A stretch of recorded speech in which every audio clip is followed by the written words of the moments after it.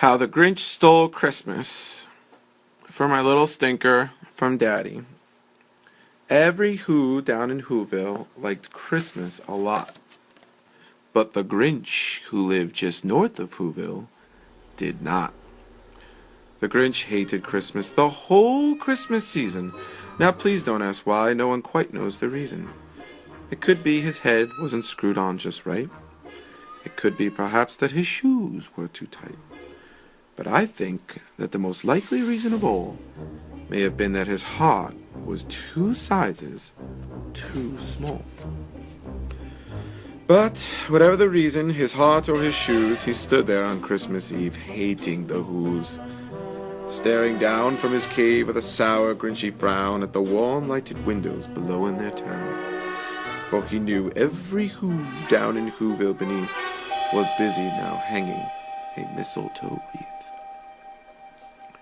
And they're hanging their stockings, he snarled with a sneer. Tomorrow is Christmas. It's practically here.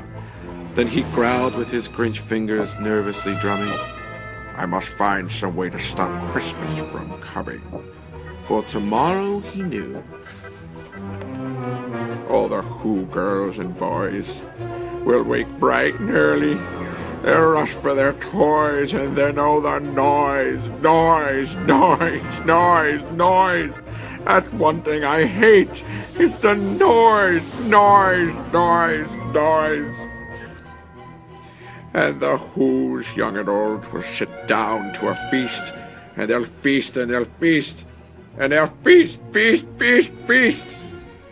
They'll feast on Who pudding and rare Who roast beast, which is something I can't stand in the least. And then they'll do something I don't like at all. Every Who down in Whoville, the dawn in the small, will stand close together. With Christmas bells ringing, they'll stand hand in hand, and the Whos will start singing. They'll sing, and they'll sing, and they'll sing. Welcome, Damus. Christmas Day is in our grasp, so long as we have hands to clasp. And the more the Grinch thought of this, Who Christmas sing, the more the Grinch thought, I must stop this whole thing. For 53 years I've put up with it now. I must stop this Christmas from coming. But how? Then he got an idea. An awful idea. The Grinch got a wonderful, awful idea. I know just what to do, the Grinch laughed in his throat, and he made a quick Santa Claus hat and a coat. And he chuckled and clucked. What a great Grinchy trick. With this coat and this hat, I'll look just like Saint Nick. All I need is a reindeer. The Grinch looked around, but since reindeer are scarce, there was none to be found. Did that stop the old Grinch? No, the Grinch simply said, if I can't find a reindeer, I'll make one instead. So he called his dog Max, then he took some red thread, and he tied a big horn on the top of his head.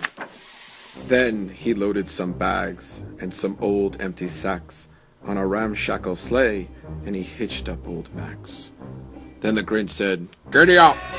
And the sleigh started down toward the homes where the Whos lay a snooze in their town. All their windows were dark, quiet snow filled the air. All the Whos were all dreaming sweet dreams without care. When he came to the first little house on the square, "This is stop number 1, the old Grinchy Claus hissed, and he climbed to the roof, empty bags in his fist. Then he slid down the chimney a rather tight pinch, but if Santa could do it, then so could the Grinch. He got stuck only once for a moment or two, then he stuck his head out of the fireplace flue, where the little Who stockings all hung in a row. "These stockings," he grinned, "are the first things to go." Then he slithered and slunk with a smile most unpleasant around the whole room, and he took every present, pop guns and bicycles, roller skates, drums, checkerboards, tricycles, popcorn and plums. He stuffed them in bags, then the Grinch very nimbly stuffed all the bags one by one up the chimney. Then he slunk to the icebox. He took the Who's feast. He took the Who pudding. He took the roast beast. He cleaned out that icebox as quick as a flash. Why, that Grinch even took their last can of Who hash. Then he stuffed all the food up the chimney with glee. And now, grinned the Grinch, I will stuff up the tree. And the Grinch grabbed the tree, and he started to shove when he heard a small sound like the coo of a dove.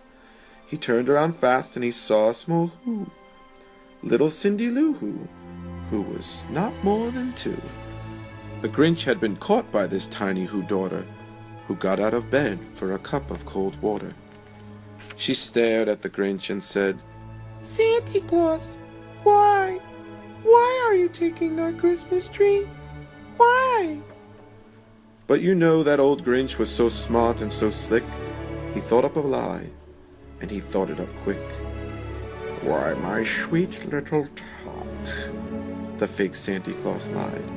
There's a light on this tree that won't light on one side, so I'm taking it home to my workshop, my dear.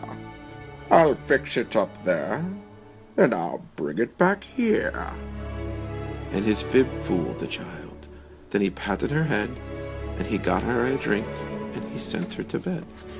And when Cindy Lou Who went to bed with her cup, he went to the chimney and stuffed the tree up. Then the last thing he took was the log for their fire. Then he went up the chimney himself, the old liar. On their walls he left nothing but hooks and some wire.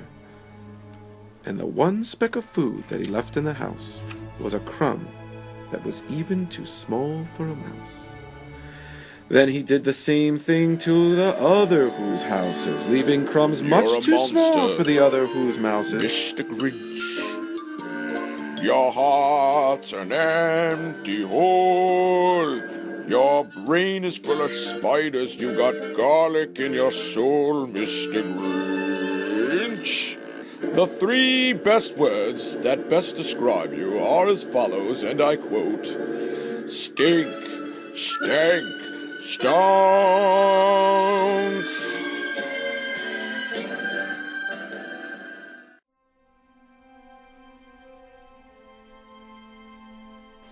It was 1:15 dawn, all the Who's still abed, all the Who's still a-snooze when he packed up his sled. Packed it up with their presents, the ribbons, the wrappings, the tags, and the tinsel, the trimmings, the trappings. 3,000 feet up the side of Mount Crumpet, he rode with his load to the tip-top to dump it. Pooh-pooh to the Who's, he was grinchiously humming. They're finding out now that no Christmas is coming.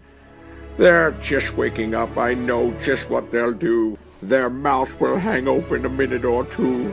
Then the Who's down in Whoville will all cry, boo-hoo. That's a noise, grinned the Grinch, that I simply must hear. So he paused, and the Grinch put his hand to his ear, and he did hear a sound rising over the snow. It started in low, then it started to grow. But the sound wasn't sad. Why, this sound sounded merry. It couldn't be so, but it was merry. Very. He stared down at Whoville. The Grinch popped his eyes, then he shook. What he saw was a shocking surprise.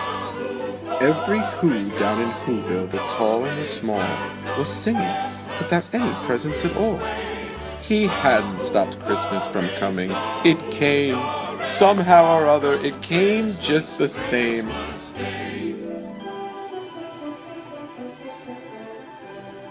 Welcome, welcome, Damus. Welcome, welcome, Damus. Christmas Day is in our grasp, so long as we have hands to clasp. And the Grinch, with his Grinch feet ice cold in the snow, stood puzzling and puzzling. How could it be so? It came without ribbons. It came without tags. It came without packages, boxes, or bags! And he puzzled 3 hours till his puzzler was sore. Then the Grinch thought of something he hadn't before. Maybe Christmas, he thought, doesn't come from a store. Maybe Christmas, perhaps, means a little bit more. And what happened then? Well, in Whoville, they say, that the Grinch's small heart grew 3 sizes that day. And the minute his heart didn't feel quite so tight, he whizzed with his load through the bright morning light, and he brought back the toys and the food for the feast, and he